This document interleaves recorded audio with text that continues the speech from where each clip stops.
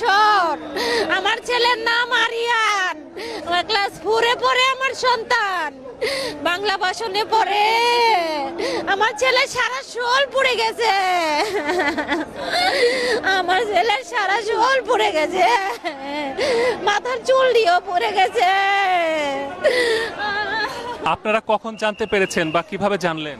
আমরা শুনছি যে স্কুলে আগুন ধরতে পারে, আমার জালের ছেলে উজাইয়া হসপিটালে নিয়েছে, সাথে লুকা ছিল, ওরা সবাই নিয়েছে। আমিও হসপিটালে যাইয়া দেখছি ওরে যে পানি ঢালতেছে, খালি পুরা শরীর পুড়ে গেছে, প্যান্ট সহকারে পুড়ে শরীরের সাথে লাগিয়ে গেছে।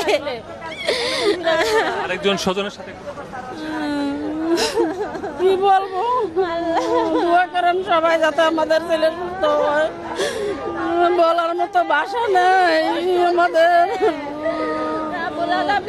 তুমি দয়া করো, দয়াল আল্লাহ, তুমি দয়া করো। বেলা 1টার দিকে জানতে পারছি যে আমার ভাই ফোন দিয়ে বলছে, আমরা নিউজ দেখার পরে আমরা বাংলাদেশ মেডিকেলে গেছি, উত্তর আধুনিক মেডিকেলে, ওইখানে আমরা পাই না, ওইখান থেকে আমরা গেছি কুয়েত মৈত্রী মেডিকেলে, ওইখানে যে আমরা ভাবিরে পাইলাম, তো আমরা অ্যাম্বুলেন্সে করে নিয়ে আসলাম।